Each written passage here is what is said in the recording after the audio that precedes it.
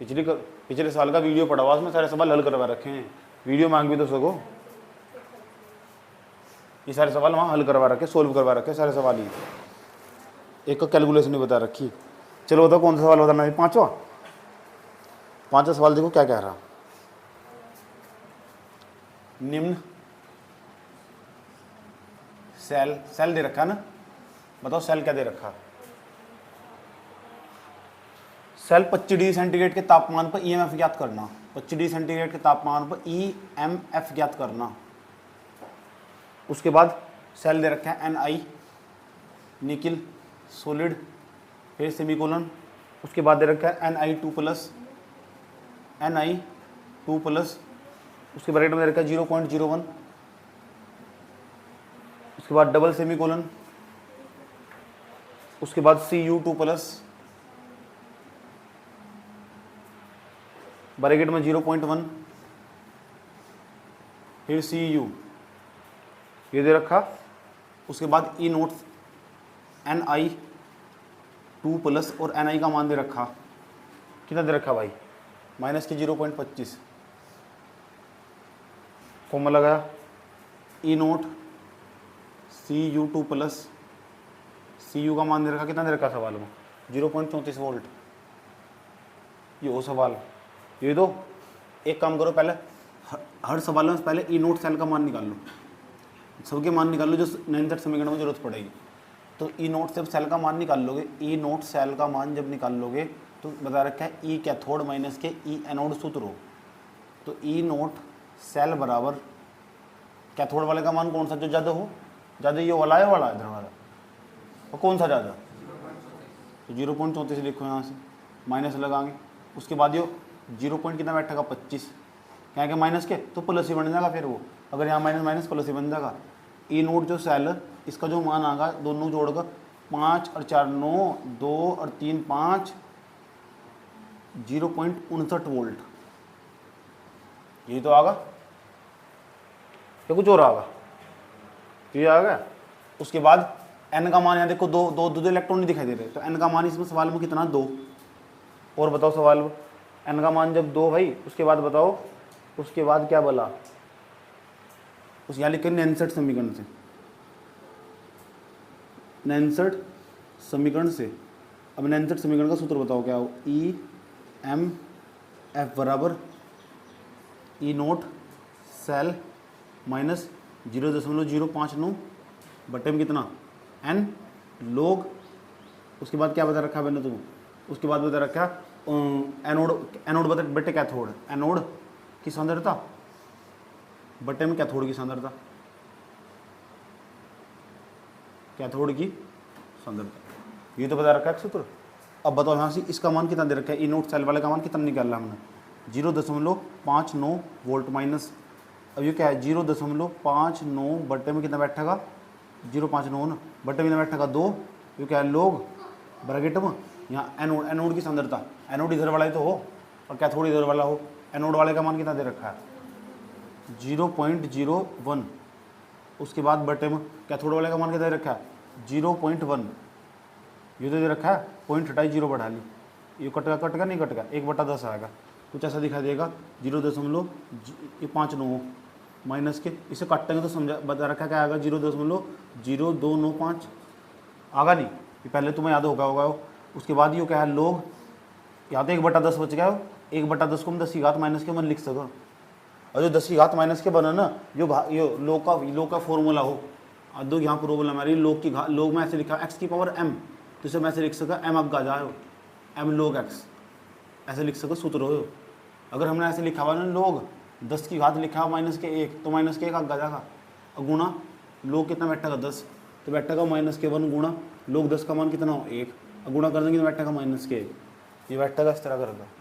तो यहाँ देखो हम यहाँ यही करेंगे, 0.59 माइनस के 0.0295 गुणा इसका मान -1 गुणा कितना? लोग 10, लोग 10 का मान कितना हो? 1, तो 1 किस में गुणा करेंगे तो बैठेगा, तो माइनस माइनस प्लस हो जाएगा, ऐसा दिखाई देगा 0.59 प्लस, क्योंकि माइनस माइनस तो प्लस हो जाएगा 0.0295, क्योंकि लोग 10 का मान तो 1 हो जा, और गुणा करें, दोनों जोड़ेंगे तो जोड़ने के बाद पता अंतर कितना आएगा, जोड़ने के बाद वही आएगा 0.619।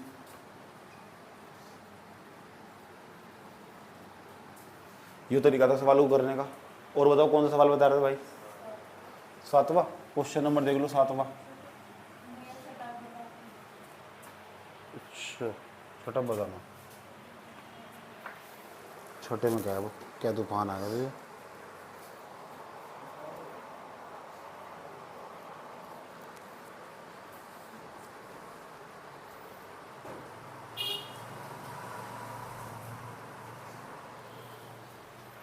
छोटा सेम सवाल तो क्या दिक्कत है इसमें? सेम सवाल है छठा, करके देख ढंग से अच्छी तरह से।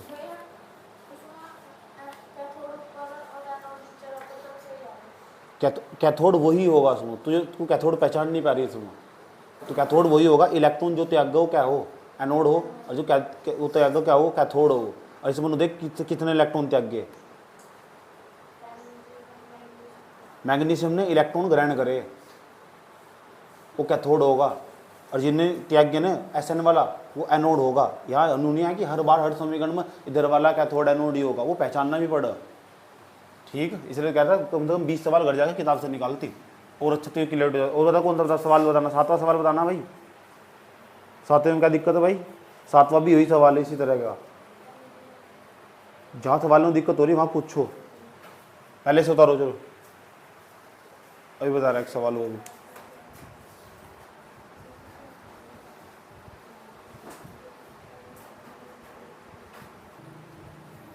देखो भाई कौन सा सवाल है, छठा का। हाँ तो समझ लो, सवाल को समझ लो क्या है। छठा सवाल ही होता सही तरह। छठा सवाल मैंने सही नहीं दिया, थोड़ा जल्दी में ना कुछ डाटा मैंने मिस कर दिया सुबह में। सेल का ईएमएफ याद करना, कम से कम 20 सवाल के आसपास निकाल कर रखिए, बुक में से उठाकर। इस तरह के एक सवाल आना तय है, फिक्स, हर साल आना सवाल। 25 डिग्री सेंटीग्रेड पर सेल का ईएमएफ याद कीजिए। तो यहाँ सुन लो भाई, ऐसे लिख रखा है 25 डिग्री सेंटीग्रेड पर सेल का ईएमएफ याद कीजिए। मैग्नीशियम लिख रखा है, फिर यहाँ लिख रखा है मैग्नीशियम 2+, ब्रैकेट में क्या लिख रखा है भाई? 0.01, फिर डबल सेमीकोलन, उसके बाद क्या लिख रखा है? SN2+, SN2+, उसके ब्रैकेट में क्या लिख रखा है भैया? 0.1, फिर सेमीकोलन, फिर क्या लिख रखा है? SN, ये जो लिख रखा। ठीक, अब क्या और क्या दे रखा है सवालों में? और दे रखा है E0 Mg2+, या Mg बराबर माइनस के 2.34 वोल्ट।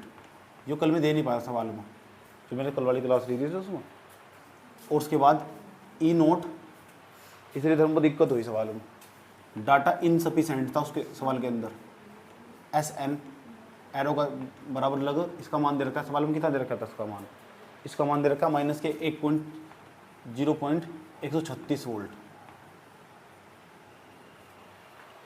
ये तो भाई ये होता सवाल, सही सवाल ये होता। उसके बाद क्या करना मुझे सवाल को? अब हम यहाँ पहचानने में दिक्कत हो जाएगी कि कौन सा कैथोड है, कौन सा एनोड। तो तुम्हें जो ज़्यादा वाला आना हो कैथोड, जो ज़्यादा वाला, इन दोनों में बताओ ज़्यादा कौन सा? कौन सा? 0। और ये कौन सा? तो कैथोड कौन सा? जो ज़्यादा वाला हो क्या हो? कैथोड। जो कम वाला हो क्या हो? तो ज़्यादा वाला तो ये हो। तो इनने इलेक्ट्रॉन ग्रहण कर रहे होंगे, त्याग होंगे। कैथोड वाला इलेक्ट्रॉन ग्रहण करो, त्याग। और ये एनोड वाला तो इलेक्ट्रॉन त्यागा ग्रहण करेगा, ये त्यागेगा कुछ ऐसा। और इसी समीकरण बनाने लगू ना मैं, ऐसे बैठेगी Mg, एरो का चिन्ह लगाया, Mg2+ और 2 इलेक्ट्रॉन।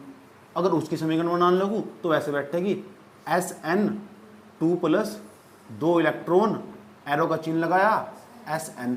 ऊपर वाली कौन सी विक्रिया? ऑक्सीकरण अभिक्रिया, अपचयन अभिक्रिया। जहाँ इलेक्ट्रॉन त्यागे जाओ ऑक्सीकरण अभिक्रिया हो। कौन सी हो? ऑक्सीकरण अभिक्रिया।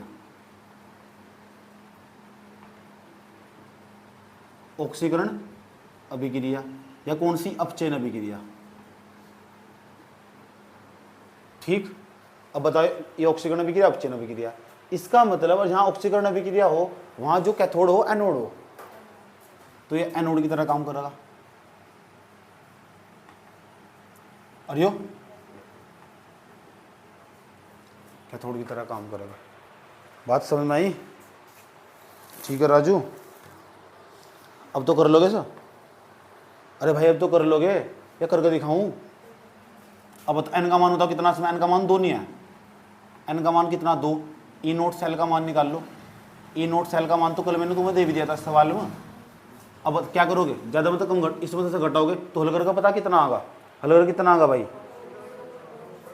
कितना लिखवाया था मैंने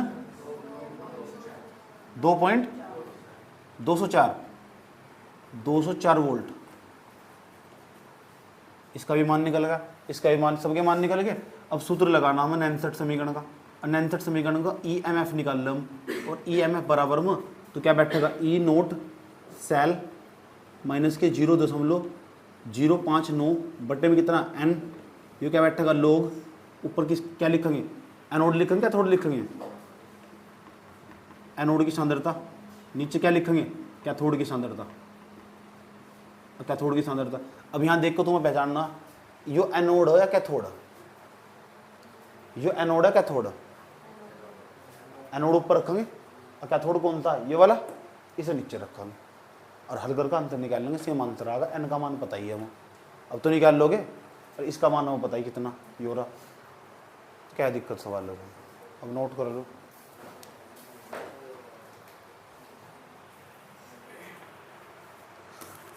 ऐसे ही कौन सा सवाल था, ऐसे ही सवाल पता कौन सा जो 7वां पूछ रहे, 7वें में यही कंसेप्ट लगना वो लोग वाला, 7वें सवाल में सेम सवाल है, जहाँ 7वें में अटकन हो रही सवाल में जाकर इस तरह करके वहाँ 10 की घात -3 बनेगा, वो -3 आगे जाएगा, लोग 10 का मान 1 हो जाएगा।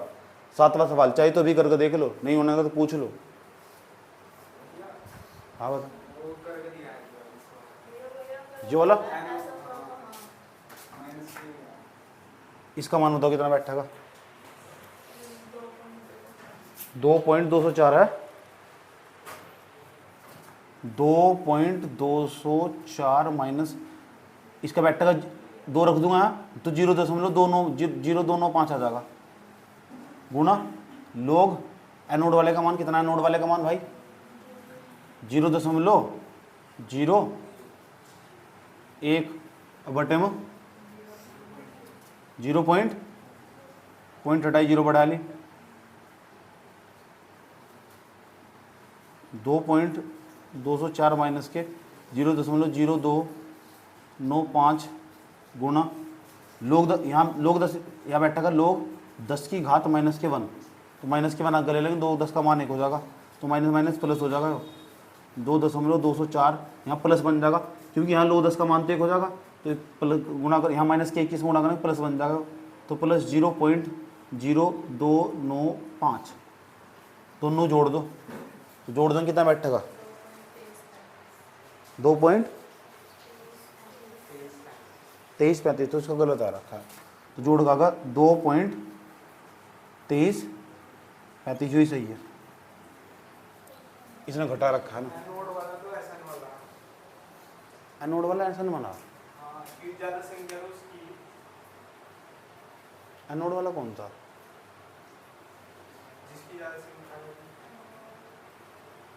ये एसएन वाला, तो ज्यादा वाला जो ज्यादा वाला हो कैथोड वाला हो, यहाँ से बता ज्यादा वाले में तो कम वाला घटा हुआ,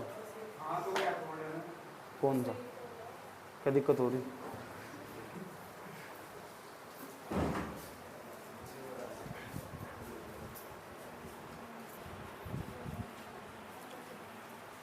हेडिंग बनाओ नोट कॉपी में, लिखो सेल ईएमएफ के लिए नैनसठ समीकरण, सेल ईएमएफ के लिए नैनसठ समीकरण, सेल ईएमएफ के लिए नैनसठ समीकरण, नैनसठ समीकरण। पहला पॉइंट इसके अंदर ए पॉइंट, एक सामान्य सेल अभिक्रिया, यानी लिखो एक सामान्य सेल अभिक्रिया, जो बताऊंगा किस तरह सवाल पूछेगा, एक सामान्य सेल अभिक्रिया, सामान्य सेल अभिक्रिया सेल अभिक्रिया के लिए, सामान्य सेल अभिक्रिया के लिए इधर की सामान्य सेल अभिक्रिया वहाँ स्मॉल ए फिर बड़े वाला ए प्लस स्मॉल बी फिर बड़े वाला बी, इधर रखा रिवर्सिबर, ये डबल एरो का चिन्ह ना, इसे बोलो रिवर्सिबर, रिवर्सिबर उत्क्रमणीय अभिक्रिया, इधर से भी हो सके इधर से भी हो सके अभिक्रिया। यहाँ दे रखा स्मॉल सी फिर बड़े वाला सी फिर स्मॉल डी फिर बड़े वाला डी, ये एक अभिक्रिया कोई ऐसा करके, ठीक। जैसे यहाँ 2NH3 कर करके लिखा अभिक्रिया, ए और बी की जगह कोई ABCD की जगह कोई सब्सटेंस हो सके, पदार्थ हो सके, यहाँ तक लिख दिया। तो ऐसी रासायनिक अभिक्रिया के नैनसेट समीकरण पूछ लो, वो भी एक नंबर में, वो भी ऑब्जेक्टिव में अगर पूछ लो तो नैनसेट समीकरण का रूप बदल जाएगा, और नैनसेट समीकरण कुछ ऐसी दिखाई देगी, EMF बराबर क्या थी नैनसेट समीकरण हमारी, E0 सेल माइनस 0.591 बटे में N, यहाँ क्या लिखे थे हम लोग, तो ऊपर नाम पता किसकी सांद्रता लिखा, अभिकारक की सांद्रता, किसकी, सॉरी पहले क्रिया जो क्रियाफलन उसकी सांद्रता लिखेंगे, और क्रियाफल की सांद्रता लिखने के बाद नीचे अभिकारक की सांद्रता लिखेंगे। तो ऊपर तो क्रियाफल की, इधर वाले क्रियाफल नहीं होते और इधर वाले अभिकारक नहीं होते, तो इनकी सांद्रता देखो कैसे लिखेंगे। जो पहले ये जो इधर कौन कौन से पदार्थ है, एक तो सी है एक डी है, उन्हें ब्रैकेट में लिख देंगे, सी को लिखेंगे ब्रैकेटों में, जो चीज ब्रैकेट में लिखो इसका मतलब पदार्थ सी की सांद्रता, फिर यहाँ लिखेंगे दूसरा वाला पदार्थ क्या है इंटू में डी की सांद्रता, तो पता लग गया ऊपर क्या लिखेंगे। अब पता जो भी यहाँ लिखा रहेगा यहाँ सी और डी उसकी पावर में चला जाएगा, अगर यहाँ 2 लिखा हो तो 2 चल जाएगा, 3 लिखा हो 3, इस टाइम यहाँ सी है तो सी चला जाएगा, डी है ना यहाँ सी तो क्या चला जाएगा, इसकी पावर पर डी चला जाएगा। जैसे यहाँ HCl HNA3 लिखा होता है, HCl HNA3 लिख देता है यहाँ सी, उसकी जो यहाँ होता है ना 2 और 3 होता तो 2 और 3 चढ़ा देता पावर में। ये नैनसेट समीकरण को लिखने का तरीका, एक सेल अभिक्रिया के लिए नैनसेट समीकरण ऐसे लिखते हैं, ऐसा देकर चला जाएगा पेपर में, इस सेल अभिक्रिया के निम्नलिखित में से नैनसेट समीकरण का रूप कौन सा होगा, ये होगा जो बोर्ड पर लिख रहा हूँ।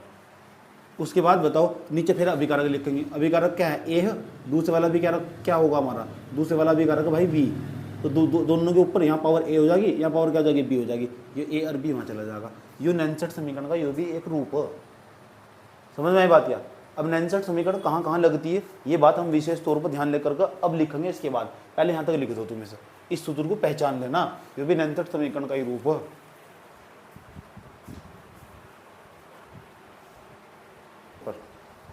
लेवल थोड़ा एडवांस है हो, इसके पढ़ने पेपर में सवाल आया हुआ ना आने का, समझ में आई बात। है कंपटीशन में सवाल पूछ रहा ऐसा करोगे, क्योंकि यहाँ तक बच्चा पढ़ता नहीं, तो जब पूछ लगा फिर हो जाएगा उसकी दायरे से बाहर नहीं जाना है। मान लो कि तुम पेपर चैप्टर जाने जा रहे तो वहाँ सिर्फ सवाल सूत्र पूछेगा। अब सूत्र को कहाँ लगाना, कौन सी चीज़ क्या लिखनी वो भी लिखो इस समीकरण को लिखो, इसका प्रयोग करते, इस समीकरण का प्रयोग करते हुए निम्नलिखित बातों को ध्यान में रखना चाहिए। इस समीकरण का प्रयोग करते समय निम्नलिखित बातों को ध्यान में रखना चाहिए। 3 बातें लिखवा जाएगी, तीनों को तो समझना। इस समीकरण का प्रयोग करते समय निम्नलिखित बातों को ध्यान में रखना चाहिए।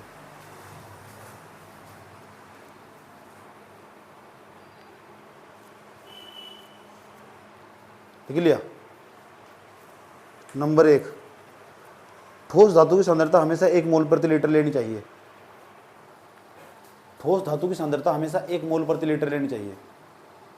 पहला पॉइंट लिखना, ठोस धातु की सांद्रता हमेशा 1 मोल प्रति लीटर लेनी चाहिए। जो भी ठोस धातु होगी ना उसकी सांद्रता हमेशा 1 लेनी।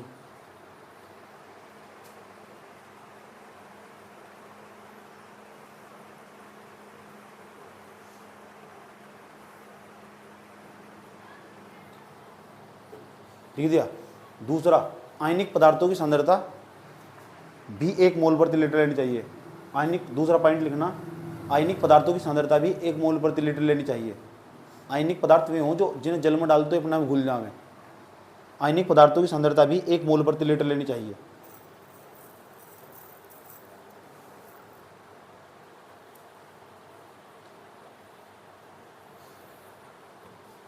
जो गैसों की सांद्रता हो ना उसे वायुमंडलीय दाब में नापते हैं, ATM एटमॉस्फेयर।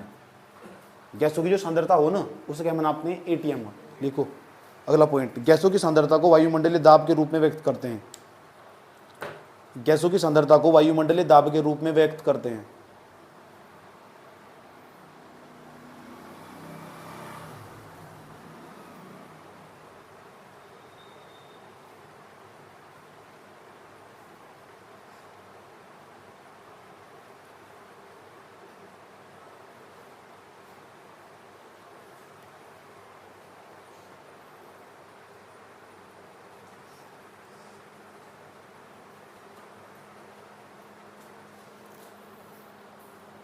हो गया यहाँ तक। अब बहुत इंपॉर्टेंट चीज समझने वाले, उसका नाम है गिब्स ऊर्जा। गिब्स ऊर्जा क्या नाम है? हाँ, तो एक तो विद्युत रासायनिक सेल हो हमारी, जो हमने पढ़ लिया है। तो हम यहाँ तक तो हमारा 9 सेट समीकरण का टॉपिक खत्म हुआ। उसके बाद फैराडे के नियम पढ़ेंगे।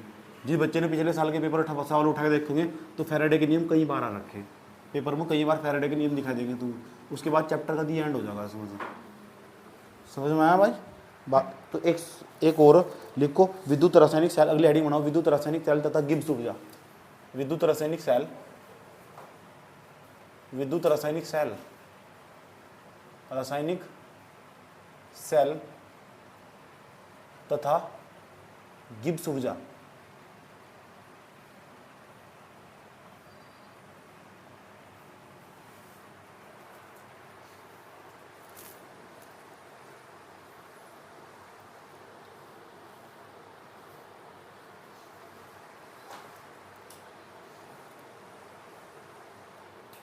ठीक, तो विद्युत रासायनिक सेल क्या हो? विद्युत ऊर्जा का स्रोत हो। भाई मेरे पास विद्युत रासायनिक सेल है, इसमें से निकलेगी क्या? विद्युत ऊर्जा तो निकलेगी। जब भी तो हम बैटरी, उसमें बैटरी जला लेंगे, बल्ब जला लेंगे, कुछ भी कर लेंगे उसको। एक विद्युत रासायनिक सेल में हो क्या है? विद्युत ऊर्जा हो। तो विद्युत ऊर्जा का स्रोत क्या है? विद्युत रासायनिक सेल। तो एक जो विद्युत रासायनिक सेल हो वो विद्युत ऊर्जा का स्रोत हो। लिखियो, लाइन लिखो पहले। एक विद्युत रासायनिक सेल विद्युत ऊर्जा का स्रोत होती है। एक विद्युत रासायनिक सेल विद्युत ऊर्जा का स्रोत होती है। एक विद्युत रासायनिक सेल विद्युत ऊर्जा का स्रोत होती है।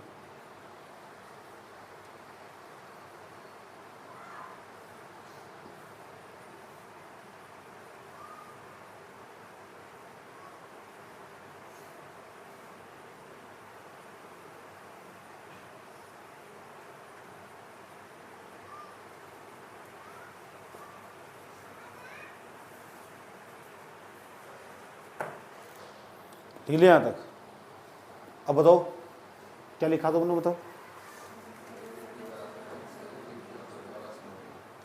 अब बताओ, इसके अंदर सेल अभिक्रिया नहीं होती। अगर ये सेल, इसके अंदर सेल अभिक्रिया होगी। सेल अभिक्रिया दो प्रकार की हो, एक तो कैथोड वाली हो, एक एनोड वाली हो। तो उसके दौरान ना, जब सेल अभिक्रिया हो उसके दौरान एनर्जी उत्पन्न हो, ऊर्जा उत्पन्न हो। कोई भी काम करोगे दुनिया में बिना एनर्जी का हो नहीं सकता। जब इसके अंदर सेल, या सेल मान लो सेल है, इसके अंदर सेल अभिक्रिया हो रही, तो सेल अभिक्रिया होने में भी काम तो हो ही रहा, सेल अभिक्रिया होने में भी एनर्जी खर्च होगी। तो जितनी एनर्जी खर्च होगी ना, जो एनर्जी खर्च होगी उसे ही तो हम गिब्स ऊर्जा कहते हैं। एनर्जी, ऊर्जा, नाम देखो ऊर्जा। ऊर्जा ही तो एक प्रकार का कार्य हो।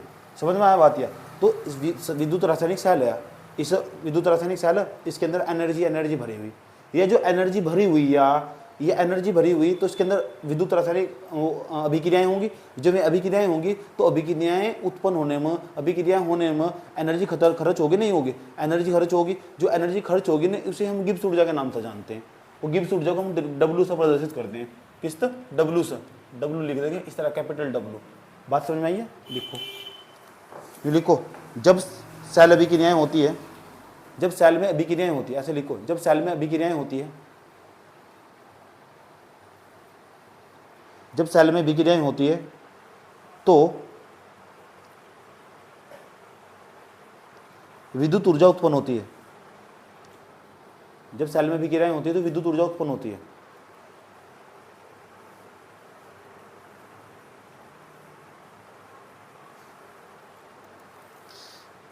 इस ऊर्जा को ही गिब्स ऊर्जा कहा जाता है।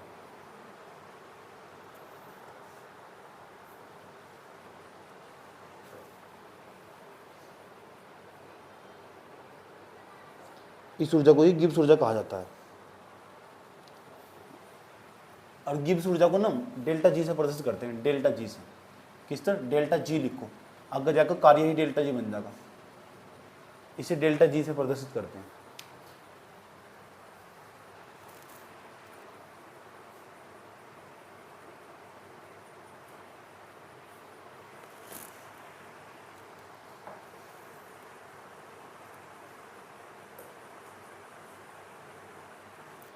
अब देखो, गिब्स ऊर्जा का मान, ऊर्जा तो एक प्रकार का कार्य ही हो।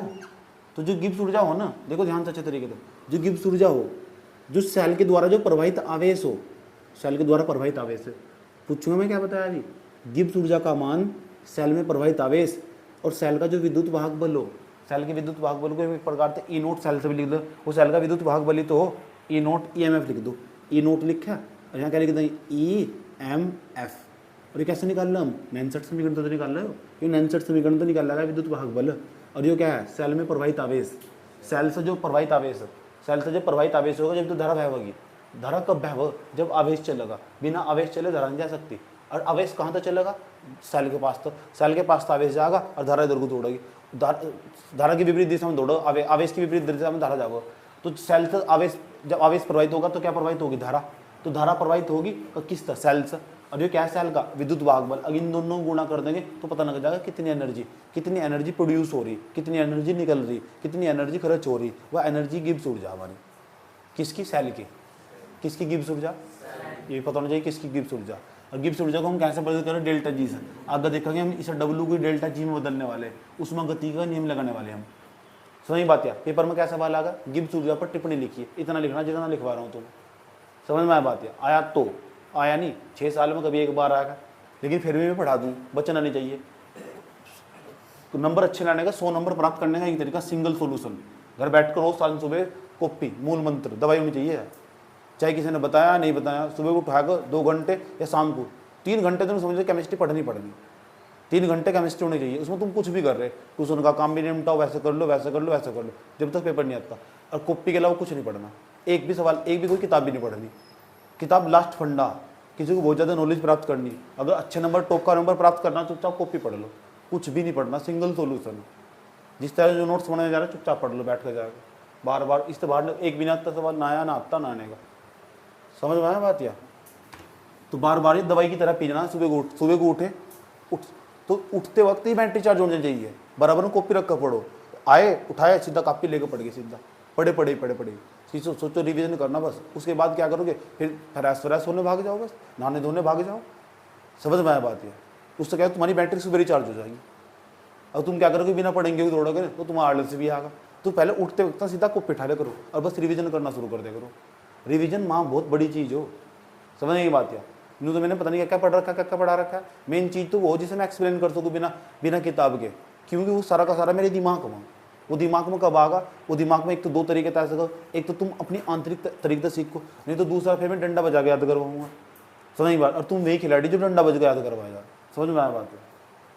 तो अगर जिसे अच्छे नंबर लेगा ना, वो क्या करेगा, रोज सुबह शाम सुबह बैठ कर ना कॉपी पढ़ेगा, रोज उसका रूल है बैठ कर पढ़ने का। जब सांझ को टाइम से होगा ना तो पढ़ता वो नींद भी कॉपी करने पर भूलेगी उसकी जाकर, सीधे चल इतने पन्ने, आज इतने पेज, चल इतने पेज, उसके अलावा कुछ नहीं पढ़ना। किसी भी कम्पिटिटिव एग्जाम की तैयारी करने का यही मतलब मकसद हो कि उस कॉपी को जो नोट्स बना रखा उसको कई बार पढ़ लेना, कई बार, इतनी बार कि उसमें तो कुछ भी पूछ लो, कभी भी कहीं भी बता दो। ये हो एग्जाम को टॉप करने का तरीका, समझ में आया बात। क्या ठीक, जब तक वो पक्का नहीं होने का, और उन्हें पक्का नहीं होने का, बहुत आराम से पक्का हो जाए। अभी इतना टाइम पड़ा हुआ तुम्हारे पास, इतना टाइम पड़ा हुआ, इसे 50 बार पक्का कर सको तुम। उसके अंदर लिख के इतना सुधार ला सको। तुम्हें लग रहा है कि निकालने रहेगा इसमें भूल सकूँ तो उसे निकाल लो डेरिवेशन में, समझ में आएगा। पढ़ना तुम्हें पड़ेगा। क्या लिखा तुमने, बताओ अभी, बताओ क्या लिखा तुमने, क्या लिखा अभी, क्या लिखा?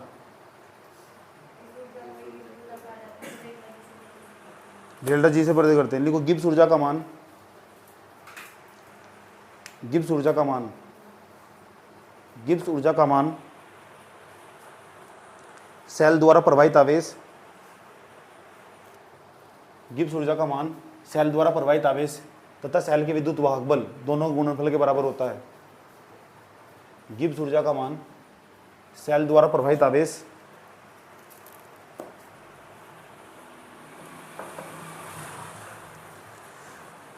सेल द्वारा प्रवाहित आवेश तथा सेल के विद्युत वाहक बल दोनों गुणनफल के बराबर होता है। सेल द्वारा प्रवाहित आवेश तथा सेल के विद्युत वाहक बल, सेल द्वारा प्रवाहित आवेश तथा सेल के विद्युत वाहक बल दोनों के गुणनफल के बराबर होता है, दोनों के गुणनफल के बराबर होता है।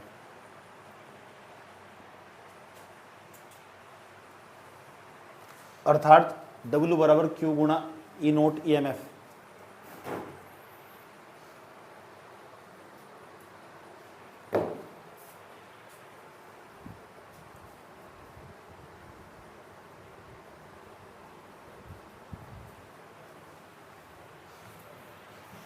लिख दिया, कोई दिक्कत यहाँ तक? ठीक, अब लिखो, ये लिख दिया, इसे हल्का सा ब्राइट बंद कर देना और मेरी बात सुनो ध्यान से अच्छे तरीके से। अभी हम इस सूत्र को और अच्छा बनाएंगे। ये क्यू वन है, क्यू बराबर सूत्र एन एफ सूत्र। अब तुम सोचते हो यहाँ जहाँ एन का क्या मतलब है, जहाँ एन का मतलब वही है इलेक्ट्रॉनों की संख्या, इलेक्ट्रॉनों की संख्या, इस सूत्र को अच्छा बनाया जा सके। और एफ का मतलब है फैराडे नियतांक, एफ का मान फिक्स हो 96,500 कूलम, फैराडे नियतांक, ये फैराडे नियतांक का। ठीक, चलो इसे थोड़ा कैलकुलेट करके आसान करके निकाल लेंगे। उसके बाद क्या हो भाई, ये सारे मान भरो उसमें। तो W बराबर क्या कैसा सूत्र बैठा है, W बराबर Q का मान रख दोगे N, क्या बैठेगा F E note E M F, ये तो बैठेगा। उसके बाद बता के हम क्या करेंगे, जो W है ना, यहाँ जब सेल अपनी एनर्जी खर्च करेगी, जो चीज़ खर्च हो उसका फायदा हो नुकसान हो, तुम्हारे हाथों पैसे, तुमने सारे 10,000 रुपये तुम्हारी तनख्वाह और तुमने तो 8,000 रुपये उड़ाए दिए, फायदा हुआ नुकसान हुआ? तो सेल ने एनर्जी दे दी तो सेल को फायदा हुआ नुकसान हुआ? नुकसान हुआ। इसे हम बोल रहे ऊष्मागतिकी का नियम, ऊष्मागतिकी का नियम। जब हम यहाँ ऊष्मागतिकी का नियम लगाएंगे ना, तो ये जो W है ना, ये ना कन्वर्ट हो जाएगा इसमें डेल्टा जी में। यहाँ लिखेंगे ऊष्मागतिकी के नियम के अनुसार, पेपर में भी ऐसे लिखना, बस एक क्यू का मान लिख देना यहाँ से और W का बस जी बनने वाला। और यहाँ लिखेंगे ऊष्मागतिकी के नियम के अनुसार, ऊष्मागतिकी के नियम के अनुसार, नियम के अनुसार। और तो क्या हो जाएगा फिर भाई, ये W ना जो कार्य अधिकतम हो जाएगा, अधिकतम कार्य हो जाएगा। और ये इस कार्य में मुझे लॉस होगा, और जब लॉस होगा ना, लॉस भी ऐसे वैसे नहीं होने का, इसे लिख देंगे माइनस के डेल्टा जी के बराबर हो जाएगा। कार्य ही एक प्रकार का ऊर्जा हो, और यह गिब्स ऊर्जा ही तो है, कार्य ही एक प्रकार का क्या हो, ऊर्जा। अब मुझे इस कार्य में क्या होगा, लॉस होगा, लॉस होगा तो क्या लगा दिया मैंने, माइनस लगा दिया। अब मुझे ये बताओ W का मान ही तो एक प्रकार था, तो इतनी चीज़ के बराबर, मतलब ये जो मान निकलेगा ये माइनस इधर भाग जाएगा, तो यहाँ सूत्र ऐसा दिखाई देगा, डेल्टा जी बराबर माइनस आ जाएगा, इस सूत्र के सामने पूरे का माइनस आ जाएगा, क्योंकि माइनस यहाँ था, मैं ज़बरदस्ती वहाँ लेकर आया से। उसके बाद इसके सामने माइनस आ जाएगा, तो minus N F E note E M F, ये हमारा है गिब्स ऊर्जा का ओरिजिनल सूत्र। ये गिब्स ऊर्जा का ओरिजिनल सूत्र, ये पेपर में भी पूछ सको, निम्नलिखित में से कौन सा गिब्स ऊर्जा का सूत्र है, ये हो गिब्स ऊर्जा का सूत्र, माइनस के N F E note cell. और E नोट सेल वही है जो हम नैनसक समीकरण से निकालते हैं। समझ में आया बात? है F का मतलब क्या है, फैराडे नियतांक, उसका मान फिक्स हो 96,500 कूलम। N का नाम क्या है, इलेक्ट्रॉनों की संख्या। समझ नहीं बात? N का नाम, N का मान तो तुमने बार बार लिखा भी, नोट भी करा। तो डेल्टा जी का नाम क्या है, गिब्स ऊर्जा। किसकी? सेल की गिब्स ऊर्जा। किसकी? याद रहेगा, इतना तो याद ही रख सको, गिब्स ऊर्जा के बारे में इतना याद रखना। कभी कभी इस पर सवाल भी आए, वो जमाना कुछ और था जब सवाल आते थे। समझ नहीं बात है? अब तो यही आ जा, बहुत बड़ी बात है। समझ नहीं बात है? तो नोट करो यहाँ तक। जैसे देखिए सब्जेक्ट में क्या करना पड़ा, 3 घंटे तुम सब्जेक्ट पर बैठ गए, तो 3 घंटे सब्जेक्ट पर बैठने का मतलब कुछ देर तक तो उसने न्यूमेरिकल निकाल लिए, कुछ देर तक काम पूरा कर लिया उसका, कुछ देर तक न्यूमेरिकल पूरा करने के बाद क्या करोगे, उसका पिछले साल के क्वेश्चन पेपर देख लिए। तुमने एक बार देख रखे, दोबारा फिर देख लो, उस तो आत्मविश्वास बढ़ा कि यार हम जिस पेपर को करने जा रहे हैं उसके हम लायक। तुम हमें सब कर निमट के तो फिर किताब उठा के उसके ऑब्जेक्टिव क्वेश्चन लगाने शुरू कर दो कि भाई जी ने कहा था इसी की बेस पर नौकरी भी मिल जाए। तो 3 घंटे पढ़ने का ये मतलब है सब्जेक्ट को। बात समझ में आई? इस तरह करके बिताना। और सिर्फ सोचना जो जिस लेवल का जो पेपर आ रहा है उत्तराखंड बोर्ड का, इसका तो लेवल बहुत कम है। भाई जी ने तो बहुत सारा पढ़ा रखा, बहुत ज़्यादा पढ़ा रखा, तो इसका लेवल बहुत कम है। इसका मतलब है मैं इस एग्जाम में आराम से टॉप कर सकूँ, इतना पढ़ कर जितना भाई जी ने पढ़ा रखा है, जितना वीडियो में पढ़ा रखा है, इतना एग्जाम में है नहीं। वो बहुत छोटे लेवल का, मैंने न्यूमेरिकल ही भर वर्ग करवा रखे। समझ में आया बात? या तो बहुत छोटा लेवल हो, कंपटीशन में तो सारा कंपटीशन लेवल का पढ़ा रखा, तो तुम उसमें कैसे सुधार करना। तो 3 घंटे एक पूरे सब्जेक्ट बिताने, और ऐसे 3 घंटे मैथ बिताओ, ऐसे 3 घंटे केमिस्ट्री बिताओ। बात समझ पाइए? तो 3 8-9 घंटे के आसपास की पढ़ाई चाहिए घर बैठ कर, अगर टॉप मारना तो। अगर टॉप नहीं मारना भाई, वैसे ही सिंपल साधारण तरीके की जिंदगी जीनी, तो वही 4-5 घंटे का जो एवरेज आवर निकलेगा, स्टॉप वाच चला दो, पता लग जाए कितना समझ में पढ़ा रहा है। क्योंकि मान लो तुम क्या करो, इंग उल्टे सीधे कार्यों में संलिप्त ना हुई हो, ये तो तुम 7-8 महीने बाद भी कर सको। कोई तुम्हारा बेबी बाबू तुम्हें छोड़ कर तो जाने वाला नहीं, सब धरती पे रहेगा। सही बात है। मान लो कोई तुम्हें बार बार फ़ोन करके परेशान कर रहा है, मैं याद आ रही है, फलाना आ रहा है, ढीम कह रहा, 1 साल बाद याद कर ले भाई, अभी थोड़ा सा रेस्ट दे दो। कोई नहीं मरता किसी के बिना, इतनी बड़ी दुनिया। तो आज तुम मर जाओ, 4 दिन बाद तुम्हारे घर वाले काम करते फिर हो जाएंगे, करेंगे नहीं? बता दो मुझे, 4 दिन बाद तुम्हारे घर वाले काम पर निकल लेंगे, चाहे कोई सा भी हो घर का। तो तुम्हारा तो कोई वैल्यू ही नहीं है, अपना वैल्यू बढ़ाना पड़ेगा। वो कैसे बढ़ाओगे? किताब पर बैठ कर बढ़ाओगे। अभी तुम्हारे पास क्या है? अभी तुम्हारे पास कुछ नहीं है। तुम्हारे घर वालों ने एक काम सौंपा, एक कलम एक कॉपी सौंपी, और कुछ भी नहीं है तुम्हारे पास। जिस लड़की को लग रहा है कि मैं बहुत कुछ खूबसूरत हूँ, उसका तब बड़ा वहम हूँ। और जिस लड़की को लग रहा है कि मैं बहुत बलवान हूँ, बलशाली हूँ, बहुत गुंडा हूँ, गर्दी हूँ, कुछ नहीं है, सब ड्रामा हूँ, कीड़ा हो। समझ? अभी तुम्हें एक ही काम सौंपा गया, उसका काम है पढ़ाई, और वही तमीज तो नहीं हो रही, तो फिर तो बेकार। समझ ये बात है? कॉन्फिडेंस कैसा आगा? कॉन्फिडेंस आगा टेस्ट देने से। जैसे टेस्ट दोगे तो अपना कॉन्फिडेंस डेवलप हो जाएगा। उसमें जितना अच्छा प्रदर्शन करोगे अपना पता लग जाएगा कि पढ़ क्या रहा है घर बैठ के। समझ में आए बात है? घंटों घंटे जाने हम नहीं पढ़ते, हम भी तो पढ़े ही है। तो मैं क्या करूँ? मेरे पास फ़ोन हो, मैं इसमें स्टॉप वॉच चला दूँ, उस तो मेरा फायदा हो। अगर मैं इसको हटाऊंगा तो स्टॉप वॉच हट जाएगा, तो मेरा टाइम टेबल बिगड़ जाएगा। उस तो क्या मैं व्हाट्सअप पर भी नहीं जाता, एक आधा नोटिफिकेशन देख लूँ, किसी का मैसेज आया होगा, तो मैं ऐसे ही नोटिफिकेशन ऑन कर करूँगी जो मेरे किसी काम के आगे जाम के। फालतू सब गूगल लॉक कर दो। कहीं तुम प्रधानमंत्री थोड़ा ही हो, लोग तुम्हारा स्टेटस देख कर तुम कहेंगे वाह वाह क्या स्टेटस लगा रखा है। जरूरी थोड़ा ही ना ऐसे लोगों तो ये बात करो।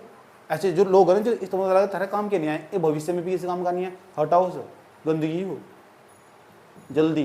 जो तुम्हें निगेटिव कर रहा कि यार इस तरह पढ़ गए, ऐसे नहीं पढ़ाई करनी चाहिए, उन तो जब मुझे पता होगा तो चुपचाप मुझे मान लो। समझ में आया बात है? जो 15 साल में हमने सिखाया, हम तो 5 मिनट में बता रहे हो, आराम से 100 टूट सत्य मान कर चलो कि यार सही तो कह रहे थे भाई जी। अरे मिडिल क्लास फैमिली तो बिलोंग करो तुम। मिडिल क्लास फैमिली पता क्या हो? बहुत बुरी हालत हो जाए, आग कमाना भी भारी पड़ जाए, आगे जाएगा कंपनी में धक्के खाओगे, नहीं तो पढ़ाई करोगे भी तो। अभी तो 5-7 महीने पढ़ाई कर लोगे, आराम से एक अच्छी सी जॉब मिल जाएगी, तुम प्यार के साथ मिल जाएगी, किसी को मिल जाएगी। जिन्हें मेरा हाथ फिजिक्स केमिस्ट्री मैथ पढ़ रखा है, थोड़ा सा और पढ़ा, आराम से नौकरी आई, भरा फार्म, कल्याण होगा। वीडियो पढ़ी, दोबारा देख लेना, मांग लेना मेरे से, मैंने हटा भी दी तो। समझ में आया बात? ये एक बार पढ़ने की बात है यार। समझ में आया बात? इसलिए समझाया जा रहा है कम से कम 7-8 घंटे के आसपास पढ़ाई कर रही, फिर आराम से ट्यूशन की तरफ चल लेना। स्कूल में काम नहीं चल रहा तो स्कूल में जाओ, 1-2 दिन आज प्रेजेंट चल गई, चलो वहाँ से निकल लो। पता ना सबको स्कूल में क्या हो रहा है। स्कूल की गुणवत्ता बहुत खराब है। वो स्कूल में जो पढ़ाएंगे वो NCERT का पेपर में तो बोर्ड का काम आ जाएगा, भविष्य खराब कर रहे बच्चों का। मैं समझ में आया बात? बहुत बढ़िया करके तमीज़ था, बस उनके दिमाग में सेट कर दिया गया, हाँ यही प्रमाणित है। प्रमाणित सामग्री नहीं है। उस सामग्री का जीवन में कहीं लिखने का अवसर प्राप्त नहीं होता। यहाँ तो घंटों घंटों मेहनत करके, सालों सालों मेहनत करके, जीवन खराब करके तब जाकर वो सामग्री परोसी गई। समझ में आया बात? इसलिए तुम्हारे पास टाइम है पूरा, तो तुम चाहे तो उसे सोना में गुजार लो या सोने में गुजार दो भाई। समझ में बात है? किसी पर तुम्हारा कोई कंट्रोल नहीं है। 18 साल के आसपास बच्चा आज़ाद हो जा, कुछ शहर में 18 साल के होंगे, नहीं होंगे, हो जाएंगे। ठीक, मैं तो एक सही एडवाइस दे रहा हूँ तुम्हारे पास मौका बस मिला। अगस्त गया, सितंबर, अक्टूबर, नवंबर, दिसंबर, जनवरी, फरवरी, ये 5-7 महीने। इन 5-7 महीने पढ़ाई करके ना तुम चाहे तो अपना आगे का जो सारा फ्यूचर है ना सेव कर सको। और इन 5-7 महीने में ना तुम बिगाड़ेगा सर, तुम अपनी पूरी ज़िंदगी खराब कर सको आराम से, प्यार के साथ। किसी छोटे से मैटर में पड़ जाओ, दिन उड़े जाओगे, बस लाइफ खराब।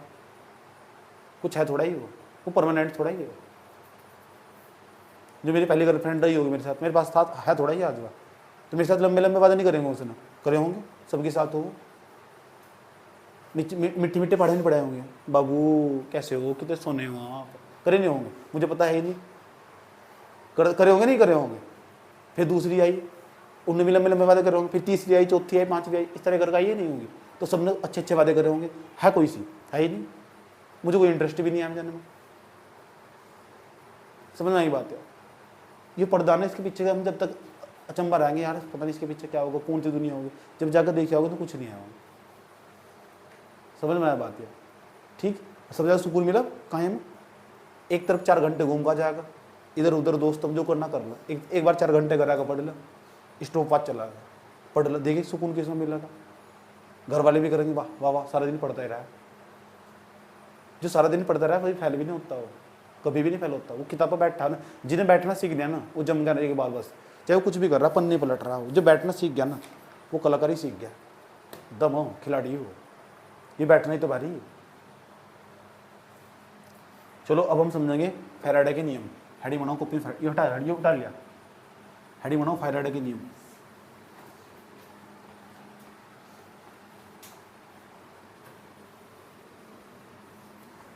तो पढ़ाई वाली बातें टाइम टाइम पर तुम्हें मिलती रहेगी, पढ़ने खातर नहीं आता। तुम यहाँ पढ़ाई किस तरह करनी है उसे सीखने खातर रहो। वो तो तुम फोन पर पढ़ सको, पढ़ाई किस तरह करनी है वो बताया जाएगा तुम्हें आराम से। हेडिंग बनाओ फैराडे के नियम। फैराडे के नियम, हेडिंग बनानी फैराडे के नियम, बहुत इंपॉर्टेंट है, कई बार पेपर में आएंगे। फैराडे के नियम जब पेपर में लिखोगे ना फैराडे के नियम, इस बार भी आएंगे, पक्का आएंगे 100%। तो ये हेडिंग इंग्लिश में बना देगा तो वहाँ जरूर। फिजिक्स हो चाहे केमिस्ट्री हो, उसमें एक बात हमेशा याद रखो, फिजिक्स केमिस्ट्री चाहे बायोलॉजी हो, उसकी जो हेडिंग है ना उसे इंग्लिश में जरूर याद रखो और वहाँ जरूर बनाओ, उसका बहुत प्रभाव पड़ा। जो टीचर कॉपी चेक करे ना वो इंग्लिश मीडियम का, हिंदी मीडियम का नहीं है। हिंदी मीडियम की नहीं आती, हिंदी मीडियम तो ग्रुप डी की तैयारी करो, ये कॉपी चेक करने वाले बन जाएंगे। तुम्हें लग रहा है कि सर में तो कोई एग्जामिनर बन जाएगा, लग रहा है तो बस इंग्लिश मीडियम वाले हो जाएगा एग्जामिनर बना। तो इंग्लिश मीडियम का कंटेंट के ज्ञान हो ना, तो इसी हेडिंग बना दे रहे इंग्लिश में। बात समझ में आई है क्या कहने की कोशिश करी जा रही है? क्योंकि हिंदी मीडियम वाले तो सोच कहाँ तक हो बस, क्योंकि बेचारा गरीब फैमिली से बिलोंग करो, बस एक छोटी सी सरकारी नौकरी लग जाए, चाहे वो 50,000 की 10-20,000 की क्यों ना सरकारी हो, कम से कम पड़ोस में नाम तो होगा, इतनी तो हो नहीं सोच। इसे बोले Faraday loss, FARADAY,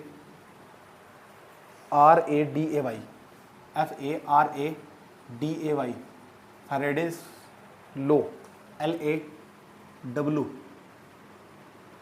Faraday's law of electrolysis,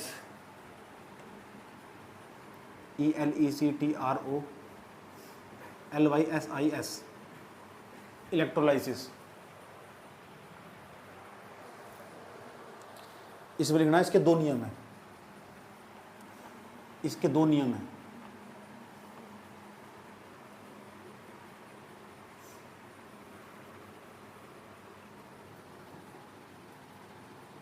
पहला नियम इसका, फिर दूसरा नियम लिखना, इसके दो नियम है। लिखो फैराडे का अपघटन का प्रथम नियम। फैराडे का पहले नियम का नाम लिखो, पहले फैराडे का विद्युत अपघटन का प्रथम नियम। फैराडे का विद्युत अपघटन का प्रथम नियम, विद्युत अपघटन का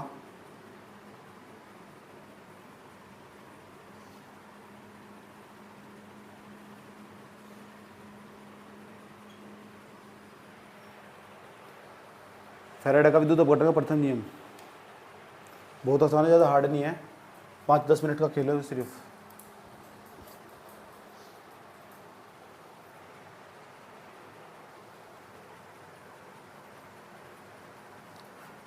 अच्छा, नंबर अच्छे प्राप्त करने तो लिखने तो कभी मत भागना बिल्कुल भी। अगर लिखने का अलग चढ़ रहा ना तो फिर 12वीं पास करनी मुश्किल हो जाएगी। हाँ, लिखने का जितना शौक होगा ना इतना अच्छा नंबर आएगा। साफ राइटिंग, ब्लैक पेन नीले पेन यूज़ करने का जितना अच्छा शौक होगा। जो बच्चा लिखने से भागा कर सोचा शॉर्टकट मार ले, यहाँ से शॉर्टकट मार लो, वो गया, उसके पक्का ऑटोमेटिक नंबर कम हो रहे। ये आदत बनानी पड़े जो तुम कभी भी 1 साल में सीख सको। जो बच्चा यहाँ बैठकर क्लास में 1 साल में सीख सके ना, वो कभी 1 महीने में सीख सकता, ना 2 महीने में सीख सकता। उसे कहता मैंने कैसे कहा, तुम्हारी आज ही बुद्धि डेवलप हो रही। तुम यहाँ आए ना, बैठे और कुछ नहीं करा तुमने, और कुछ नहीं करा ना तुमने, और तुमने सिर्फ बैठ कर वीडियो भी करी, तब भी तुम्हारा दिमाग डेवलप हुआ है। समझ में आया बात है? ये बात तुम्हें भी नहीं पता रहती। चलो इसे देखो, पहले फैराडे का प्रथम नियम, विद्युत अपघटन का प्रथम नियम। फैराडे का विद्युत अपघटन का प्रथम नियम सुन लो ध्यान से अच्छे तरीके से। क्या फैराडे का विद्युत अपघटन का प्रथम नियम? एक बर्तन हमारा, इसके अंदर कोई विलयन भरा हुआ, इसके अंदर कोई विलयन, और इसके अंदर विलयन भरने के बावजूद इसके अंदर कोई छड़ खड़ी हुई, छड़ खड़ी हुई। अच्छा, कोई धातु की छड़ अगर अपने ही लवण के विलयन डूब भी रहा है, उस इलेक्ट्रोड है हम, इलेक्ट्रोड 2 प्रकार के हों, एक तो कैथोड हो, एक एनोड हो। अगर इसने इलेक्ट्रॉन त्याग दिए तो ये एनोड होगा, अगर इलेक्ट्रॉन ग्रहण कर लिए तो कैथोड होगा। ये तो पढ़ रखा है ना, समझ में आई बात है? लेकिन फैराडे का विद्युत अपघटन का प्रथम नियम पता क्या कहता है? ये कहता है जो कोई इलेक्ट्रोड हो, इलेक्ट्रोड पर जो उत्पन्न पदार्थ की मात्रा हो, पदार्थ की मात्रा को हम लिखेंगे एम्स। किससे लिखेंगे? एम्स। ये किसकी मात्रा? पदार्थ की मात्रा। ये इलेक्ट्रोड। ऐसा इलेक्ट्रोड में धारा प्रवाहित हो नहीं होती, होगी, काम ही इसका यही हो, धारा प्रवाहित करना। अगर अगर इस पर एनोड हुआ तो प्लस चार्ज, कैथोड हुआ तो माइनस चार्ज होगा। समझ में बात है? अगर एनोड हुआ तो इलेक्ट्रॉन त्याग देगा, अगर कैथोड हुआ इलेक्ट्रॉन ग्रहण करेगा। तो त्यागना, ग्रहण करना इलेक्ट्रॉन को, यही तो धारा प्रवाहित करने का खेलो सारा। इससे इन दोनों को तो मिलाकर सेल बनाई जा। तो ये बताओ, धारा तो बहुत बाद में प्रवाहित हो, सारा खेल तो उससे पहले तो सारा खेल आवेश का हो। पक्का इसमें आवेश चलता होगा। क्या चलता होगा? आवेश। और आवेश को कहीं से प्रतीत कर, क्यों से?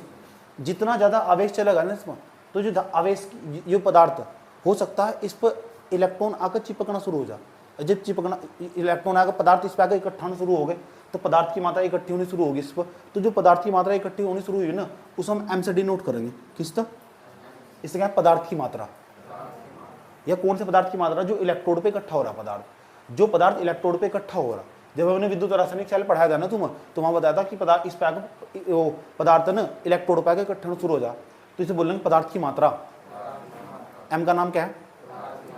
और जितना ज्यादा आवेश प्रवाहित होगा ना, इतनी पदार्थ की मात्रा प्रवाहित होगी, पदार्थ की मात्रा इकट्ठी होगी इलेक्ट्रोड पे आकर।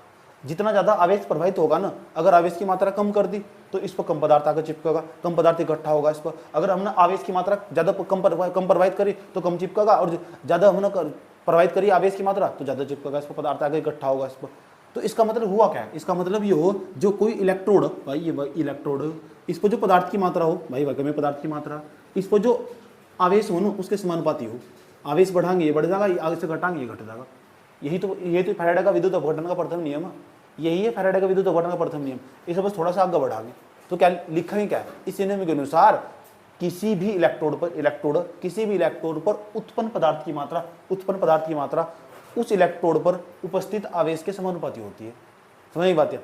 किसी भी इलेक्ट्रोड पर उत्पन्न पदार्थ की मात्रा उस इलेक्ट्रोड पर उपस्थित आवेश के समानुपाती होती है। ये फैराडे कौन सा नियम है? प्रथम नियम। लिखो सो, लिखो। इस नियम के अनुसार एक इलेक्ट्रोड पर उत्पन्न पदार्थ की मात्रा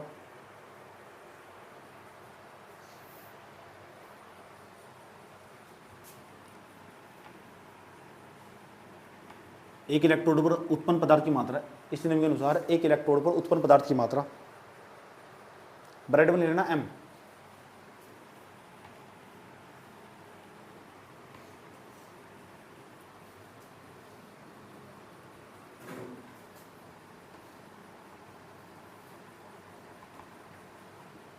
क्या लिखा है ब्रैकेट में? एम। इलेक्ट्रोड क्या लिखा है? एक इलेक्ट्रोड पर उत्पन्न पदार्थ की मात्रा, ब्रैकेट में एम लिख दिया, कोमा लगाओ। प्रवाहित विद्युत आवेश ब्रैकेट में क्यों लिख देना? प्रवाहित विद्युत आवेश के समानुपाती होती है।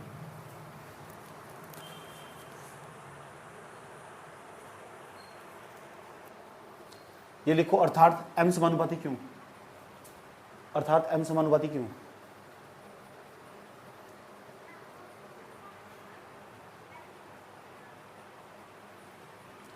एम समानुपाती क्यों? ये लिखो एम बराबर जेड क्यों? इसे हटाएंगे तो जेड आ जाएगा। अब ये लिखो, जहां जेड बराबर विद्युत रासायनिक तुल्यांक, ऐसे लिखना वहां फैराडे का प्रथम नियम, विद्युत रासायनिक तुल्यांक।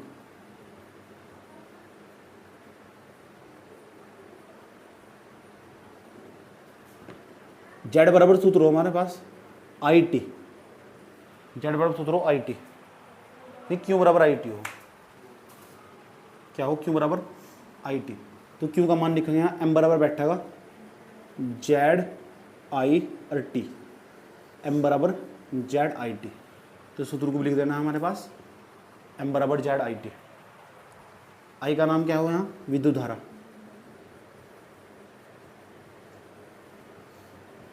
टी का मतलब क्या हो? समय। इतना लिखना फैराडे के प्रथम नियम में, फालतू चक्कर में नहीं पड़ना।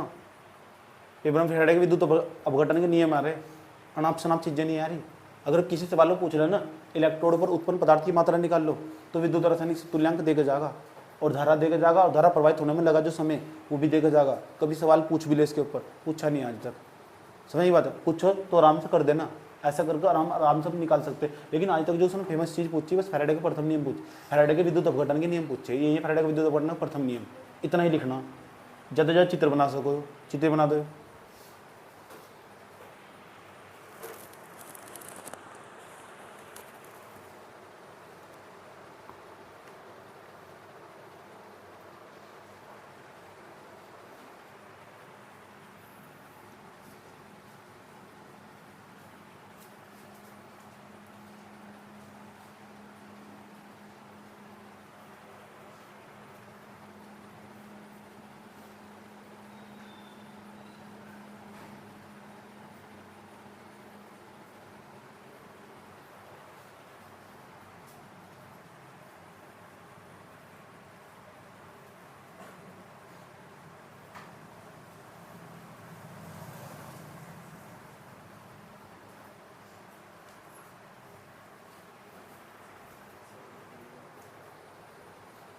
अब हम दूसरा नियम समझेंगे, उतार लिया हो।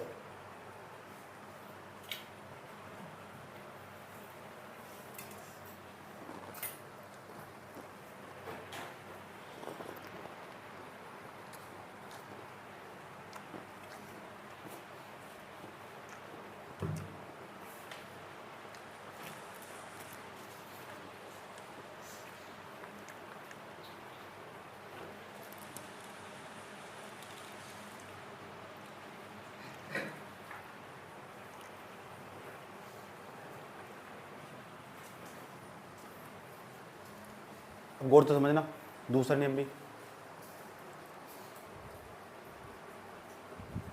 क्या मिनट होगी, देखो गौर से समझना, लास्ट नियम है, इसके बाद चैप्टर खत्म हो रहा है वो, ठीक। थोड़ा सवाल देख लेंगे इसके बाद कि पेपर में कैसे सवाल आया, ताकि तुम्हारा वहम मिट जाए। एक विलियन ये रहा है, एक विलियन है, कितने विलियन है हमारे पास, 2 विलियन।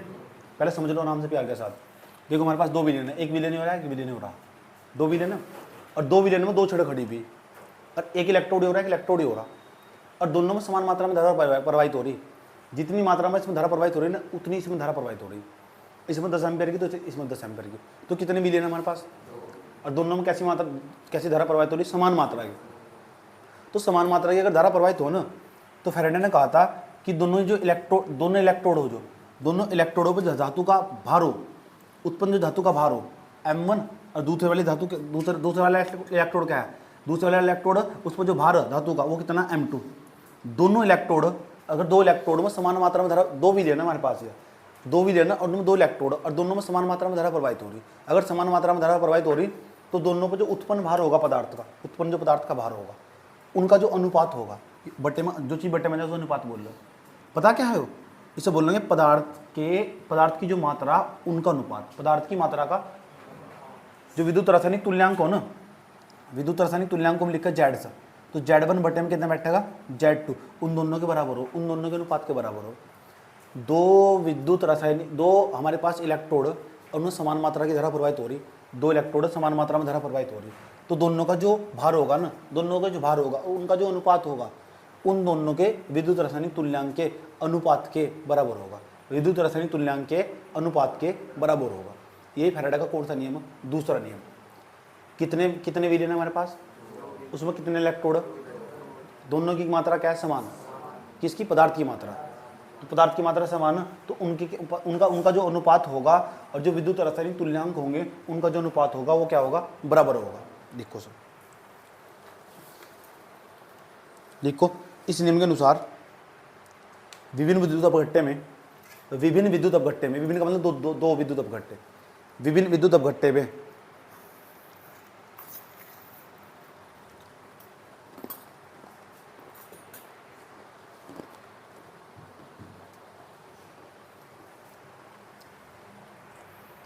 देख लिया, विभिन्न विद्युत अपघट्टे में जब समान मात्रा में धारा प्रवाहित की जाती है, जब समान मात्रा में धारा प्रवाहित की जाती है,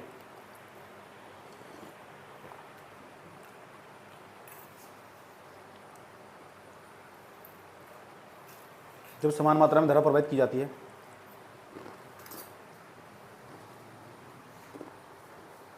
देख लिया, तब इलेक्ट्रोड पर मुक्त धातुओं की मात्रा,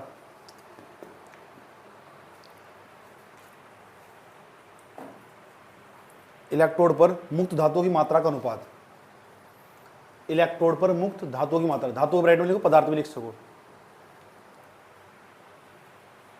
इलेक्ट्रोड पर मुक्त धातुओं की मात्रा का अनुपात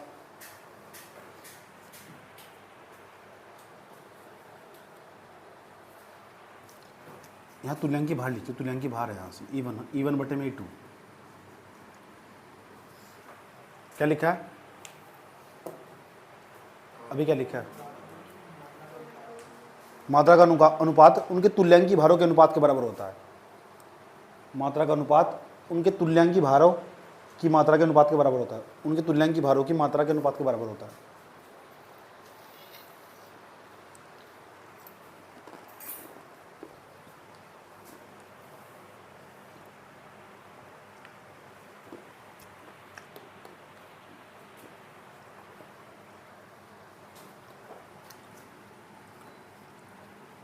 अर्थात m/m2 बराबर ये देखो E1/E2।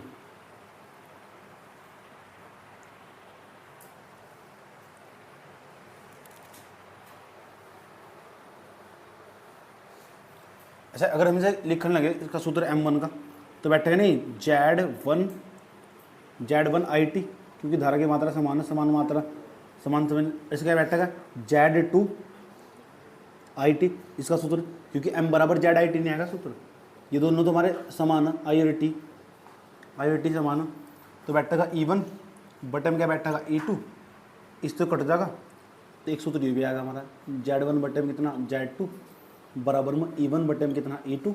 तो ये भी फैराडे का ही नियम हो, कहीं पेपर में मिल जाना, ये तो हो ही, ये भी मिल जाना ऑप्शन में, तो ये भी फैराडे का नियम हो। ठीक है, लिखो यहाँ तक लिख दो, यहीं तक लिखना पेपर में, यहाँ तक।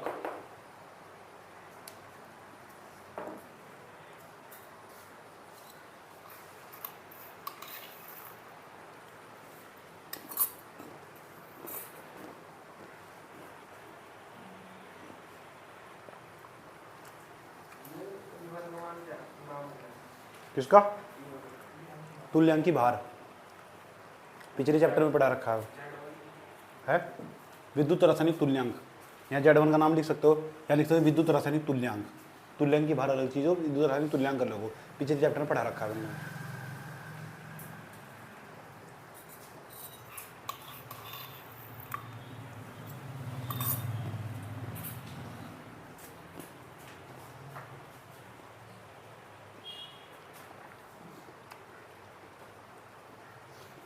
सवाल लिख कर ला रखे पिछले साल के, देखो कहाँ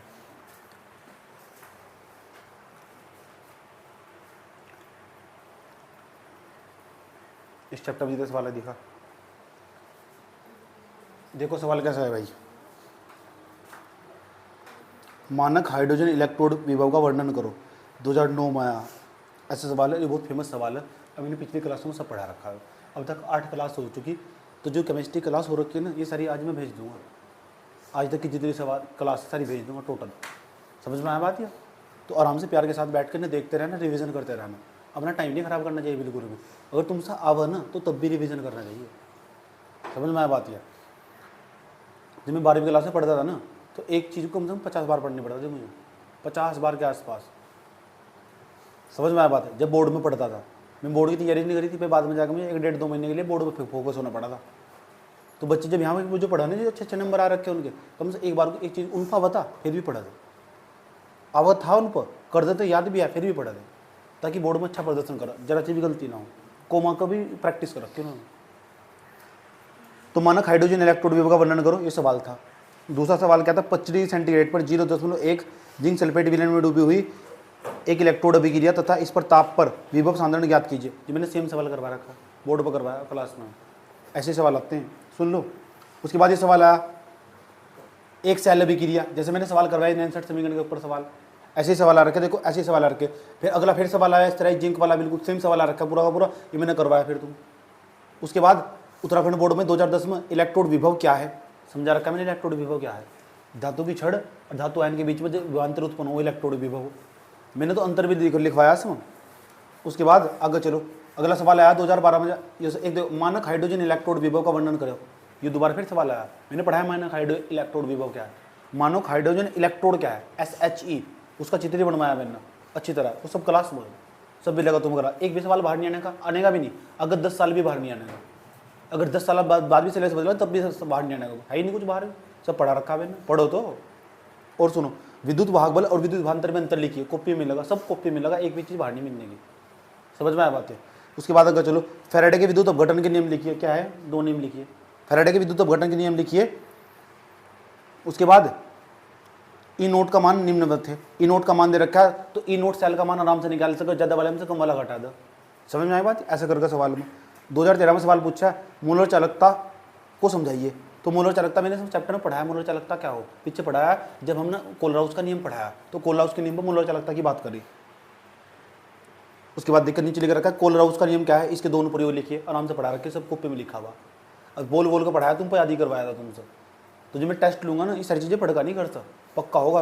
अब क्या करना, पिछले साल के जितने भी सवाल आए ना, जो तुमने नोट्स बनाया है, हाँ चैप्टर खत्म करवाया मैंने, पिछले साल के जितने भी सवाल आए तो तुम्हें सारे सवाल अपने हाथ से लिखने हैं, उनके उत्तर सही और सटीक उत्तर, और अपने नोट्स में पिरो देने हैं। लास्ट में क्या करोगे तुम, बार बार फिर तुम किताब नहीं, तुम्हें मॉडल नहीं खोलना पड़ने का, सिर्फ अपनी कॉपी खोलनी पड़ेगी, उसके साथ तुम्हारे पिछले साल के सवाल भी रिवीजन हो जाएंगे। समझ गए क्या कहने को उसके जाए। यहाँ तुम्हारा नोट्स खत्म होगा, तो नोट में जितने भी सवाल आए ना, इन सारे सवालों के उत्तर सही और सटीक बिल्कुल अपने नोट्स में पिरो देने, तो तुम्हारा सारा रास्ता आसान हो जाएगा। तो तुम्हें बार बार मॉडल नहीं छेड़ना पड़ने का, पिछले सारे सवाल चैप्टर जब भी चैप्टर का रिवीजन करोगे फटाफट ऐसे सवाल आवे, ऐसे सवाल आवे, टूचे टूचे सवाल आवे। देखो समझ में आया बात है। और आगे चलो, फिर ऐसे सवाल है, देखो 9 समीकरण पर सेम सवाल है, बिल्कुल ऐसा ही समीकरण दे रखी, उसके बाद 9 समीकरण का सूत्र लगा। ये बहुत फेमस और पॉपुलर सवाल है, बार बार आ रहा है। ये 8-10 सवाल करवाए ना मैंने, ये वही सवाल है जो पिछले सालों के पेपर में आ रखे। इनकी जैसे इनमें तो बाहर आने का नहीं, बिल्कुल भी मतलब ही नहीं बैठता। उत्तराखंड बोर्ड में फिर 2014 में दी गई सेल अभिक्रिया लिखिए, सेम सवाल मैंने कॉपी में लिखवा रखा, जाकर चेक कर लेना, सेम सवाल अभी जुगा तू। अच्छा एक सवाल है, सुख सेल की रचना लिखिए तथा अभिक्रिया, इस बार सलेशन तो काट रखा, तो जो हमने पढ़ाई नहीं ना वो हटा रखा। समझ नहीं बात है। तुम चाहे तो, और तुम्हारी इच्छा नो सुख सेल की रचना क्या है, अभिक्रिया क्या है, यूट्यूब पर जाके लिख दो, डाल दो, कोई भी पढ़ा तक भाग जाएगा। हाथ यूट्यूब पर जाकर डाल दो ना, ये नहीं है यूट्यूब, किताब में लिखा, वहाँ से जाकर थोड़ा सा देर पढ़ ले, 5-10 मिनट जाकर बैठ कर ले, ज़्यादा फितूर भर रहे दिमाग में। तो इच्छा होनी चाहिए ना कैसे पढ़ना। इलेक्ट्रोड विभव से क्या तात्पर्य, आराम से पढ़ा रहा है। इलेक्ट्रोड विभव क्या हो अभी समझाया थोड़ी देर पहले। 69 समीकरण लिखो, ये सवाल भी आया, 69 समीकरण लिखो। 69 समीकरण मैंने हेडिंग बनवाई थी और वहाँ पे पूरी बात में जाकर सिद्ध करवाई थी, तो वो सेम सवाल भी आ रखा है। यानी जो हमें तुम्हें पढ़ा रहा ना वो ऑथेंटिक सामग्री, उससे बाहर कुछ पढ़ना ही नहीं। और आगे बढ़ो, उसके बाद आगे चलो, मानक इलेक्ट्रोड विभव किसे कहते हैं, फिर बार बार पलट को ही आ रहा है 2015 में। फैराडे के विद्युत अपघटन के नियम लिखिए, फिर वही आ रहा है बार बार पलट को, आ रहा नहीं आ रहा। मानक इलेक्ट्रोड विभव को परिभाषित कीजिए, पहले पूछा फिर दोबारा पूछ लिया। उसके बाद पूछा डैनियल या समीकरण दे रखी, देखो लेके लिए गिब्स ऊर्जा का परिकलन कीजिए, तो गिब्स ऊर्जा पता है मैंने, गिब्स ऊर्जा क्या हो, सही बात है। ये समीकरण लिखी पूरी इसके गिब्स ऊर्जा, अब नहीं आने का, पहला आया अभी, अब नहीं इसके चांस है बिल्कुल भी, लेकिन फिर भी लिखवाया ना। उसके बाद अगला सवाल 69 समीकरण लिखिए, 69 समीकरण लिखने को ही सिर्फ, तो 69 समीकरण लिखो। जितने सवाल आए ना 2023 तक 22 तक बोर्ड में, 2022-23 तक जितने पेपर में आए आज तक, 2009 सारे सवाल करो, सारे टोटल, कुछ ना छोड़ दो बिल्कुल भी, सारे अपनी कॉपी में करो, सारे एक एक सवाल का उत्तर आपस में मैच कर करके, तेरा सही आएगा, तेरा सही आएगा, तेरा सही आएगा इसका उत्तर। समझ में आया बात है। उससे क्या होगा, रास्ता समझ जाओ तुम्हारा, तुम्हें फिर बार बार मॉडल में झांकना पड़ने का, कहीं भी नहीं जाना, चुपचाप अपनी कॉपी पे जाना। जब रिवीजन करोगे उसके साथ साथ PYQ भी रिवीजन हो जाएगा, प्रीवियस ईयर क्वेश्चन पेपर। फिर आज दोबारा क्या कोई सवाल आया, मानक इलेक्ट्रोड विभव का सचित्र वर्णन कीजिए, पहले ही पढ़ रहे हैं, बार बार सवाल लौट का आ रहा है। यही तो बात खास बात है बोर्ड की, वही चीज़ बार बार आ रही है।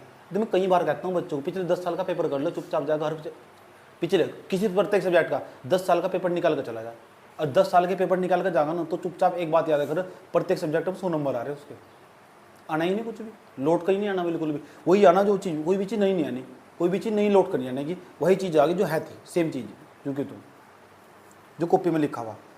अगला सवाल 2017 में तुल्यांक की चालकता मूल्यचालक तक परिभाषित कीजिए, कॉपी खोल कर देखो, नोट्स खोल कर देखो, 8 वीडियो पढ़ाई नहीं, खोल कर देखो तो आराम पता लग जाएगा तुल्यांक की चालकता मूल्यचालकता क्या है, परिभाषा बताई, लिखवाई भी। फिर आया फैराडे के विद्युत अपघटन के नियम लिखी, कितनी बार आ रहा है फैराडे के विद्युत अपघटन के नियम। 298 केल्विन ताप पर सेल के भी EMF याद कीजिए, ये तो पढ़ रहे हैं 8 सवाल नहीं कर रहे मुझे, उनमें तो बाहर नहीं सवाल है, एक भी सवाल नहीं बाहर है उनमें तो सदियों में वो 10-15 साल की मेहनत की भी इच्छा, वो राज्य पूरा का पूरा जुगा, तो वो तुम्हें दे दिया गया, जो भी कर लो। विद्युत रासायनिक श्रेणी के 2 अनुप्रयोग लिखिए, अरे भाई मैंने पढ़ाई नहीं है विद्युत रासायनिक श्रेणी के अनुप्रयोग, विद्युत रासायनिक श्रेणी क्या है, पूरी श्रेणी बना के दिखाई, उसके अनुप्रयोग भी लिखा मैंने, 4 लिखवाए, 4-5-6 लिखवाए मैंने, 5 लिखवाए मैंने। कोलराउस नियम क्या है, कोलराउस का नियम पूरा पढ़ाया मैंने तुम्हें, कोलराउस के नियम पर सवाल भी करवाए मैंने, न्यूमेरिकल भी करवाए।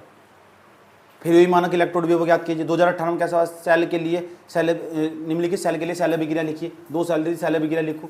2019 में फैराडे के विद्युत अपघटन के नियम, फिर कोलराउस के नियम पर टिप्पणी, परबल विद्युत अपघट्य, ध्रुव विद्युत अपघट्य, सब सवाल, एक भी सवाल किताब से बाहर नहीं है, एक भी किताब नहीं, कॉपी से बाहर। तो यानी कॉपी सबसे मूल मंत्र, अधिकांश पोर्सन तुम्हारा उस्ताना, एक भी सवाल लेना बाहर, बार बार कह रहे रट लो। फिर बोर्ड में 2020 में फिर एक पूरा समीकरण दे दिया, फिर उसमें ऊंचा ई नोट सेल का EMF ज्ञात कीजिए।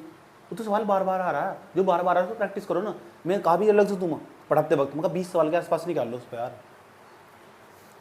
फिर साम्य स्थिरांक वाला, साम्य स्थिरांक वाला दे दिया, 2022 में पूछा है साम्य स्थिरांक वाला सवाल, इसका उत्तर ढूंढना। ऐसे जो मैंने लास्ट में समीकरण लिखवाए ना यार, उसको 2022 में सवाल पूछा है निरंतर समीकरण पर, साम्य स्थिरांक वाले पर। दोस्तों ढूंढो, नहीं पूछ समझ में आ रहा है ना जी, थोड़ा अलग, इसे थोड़ा बता दो तो आराम से पूछ लो बैठ कर मेरे से, क्या दिक्कत हो रही। लेकिन प्रत्येक सवाल का उत्तर ढूंढना, और प्रत्येक सवाल का उत्तर ढूंढकर सही और सटीक करके फिर अपनी कॉपी में करना। बात समझ में आई है? ये ऐसा करके सवाल थे 2022 तक के। 23 वाला भी पेपर में देख लियो, 23 वाला कोई आया होगा, इसमें आया 23 में, तो समझ में आया बात है, तो 23 वाला भी देखना चाहिए तुम। इतनी बात बताओ समझ में ही नहीं आई तो एक भी सवाल बाहर देनी आने का, एक आराम से 8 क्लास देख लो, चैप्टर समाप्त।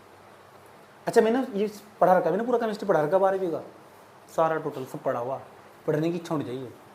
पूरा 12वीं मैंने यूट्यूब पर पढ़ा रखा, इसके बाद का सारा चौथा ही पढ़ा रखा है। लेकिन इसके बाद में ये चैप्टर मैंने खत्म करवाया आज तुम, इसके बाद में चौथा चैप्टर और पढ़ाऊंगा, क्योंकि ये न्यूमेरिकल पोर्शन है ना यहाँ तक, तो मैं वहाँ तक पढ़ा रहा हूँ। उसके बाद ये थ्योरी के चैप्टर में तुम्हें पढ़ने को दूंगा, क्योंकि इसके बाद में सेकंड केमिस्ट्री पढ़ाने वाला हूँ तुम्हें। इस बार तुम्हें 4 ही चैप्टर आ रहे हैं सेकंड केमिस्ट्री में, बाकी सारे उन्होंने काट दिए। पीछे जो चैप्टर थे ना अच्छे चैप्टर उन्होंने काट दिए, लेकिन मैं उन्हें सारे पक्के करवाने के बावजूद वे भी तुम्हें सजेशन दूंगा, तुम वे भी पढ़ो, क्योंकि तुम्हें कंपटीशन में काम आ गए। अगर एक चैप्टर में हमारा सारा पढ़ने के बाद हमारे पास टाइम बच रहा तो पढ़ लो, क्या दिक्कत हो रही, कम से कम नॉलेज तो हो जाएगी। क्या दोगे हमने ये चैप्टर ही पढ़ रखा, तो पहले वो पूरा कर लो जो बोर्ड में आ रहा, उसके बाद जो टाइम बच रहा है ना वो पक्का होगा, तो उसके बाद वो भी पूरा कर लो जो मैंने पढ़ा रखा पहले, वो तुम्हारे कंपटीशन में काम आएगा। समझ में आया बात है? कोई दिक्कत? तो मैं पहले पूरा करवा दूँ, इसके बाद मैं चौथा चैप्टर स्टार्ट करूँगा, एक चैप्टर और पढ़ाऊंगा केमिस्ट्री का, मतलब बात समझ में आई? उसके बाद मैं सेकंड केमिस्ट्री पे चला जाऊँगा। बस जितना जल्दी तुम पूरा करोगे, जितना जल्दी तुम पूरा करोगे, इतना तुम्हारा फायदा होगा, मेरा फायदा नहीं होगा, तुम्हारा फायदा होगा। मैं तो पूरी छूट दे रहा हूँ तुम्हें, भाई कर लोगे। तो ये जो आज का तुम्हारा काम क्या है, तुम्हारा काम यही है, इस चैप्टर को मैंने जहाँ तक समाप्त करवाया ना, वो 2022 तक जितने भी सवाल है सारे करके लेकर आना, और ये चैप्टर पूरा कंप्लीट हो जाना चाहिए सबका। और याद भी करना आज यही चैप्टर पढ़ना, और कुछ नहीं करना, कुछ नहीं करना किसी को भी, यही चैप्टर पढ़ना, यही सुना जाएगा। क्या दिक्कत हो रही पढ़ रहे, जब एक दिन का पूरा टाइम है 8-10 घंटे तो पढ़ोगे चैप्टर, एक चैप्टर में बैठे झूल रहे, सब बैठे हुए सारी वीडियो पढ़ी, पिछले साल की भी वीडियो देख सको, आराम से डाल लोगे ना इलेक्ट्रोकेमिस्ट्री बाय सोनू सिंह, आराम से जगह 8-10 वीडियो आएंगे, आराम से देख लो बैठ कर। मैं भी समझ में आया बात है, सब पढ़ा रखा है, कोई सवाल नहीं हो रहा वहाँ दोबारा जाकर सोल्यूशन देख लो। इतनी बात बताओ समझ, आज का काम पता लग गया सबका क्या है। आज का काम है इस चैप्टर को पूरा तैयार करना। तैयार पता क्या कैसे करना, हाथ रख कर सुना, चल फैराडे का नियम सुना, चल कोलॉस का नियम सुना, उड़ा दो पूरा चैप्टर एक दिन में ही, कोशिश करो पूरी पूरी। और जितने भी सवाल आए हैं 2022 तक, जितने इसमें सवाल लिख रखे उनके उत्तर मुझे फिर कॉपी तक चाहिए। आज का यही काम है, चाहे घर बैठ कर करो, चाहे यहीं करो, चाहे कहीं करो। बात समझ में आई है? ऐसे करके चलो आज के लिए तो रखते हैं, कल को चैप्टर को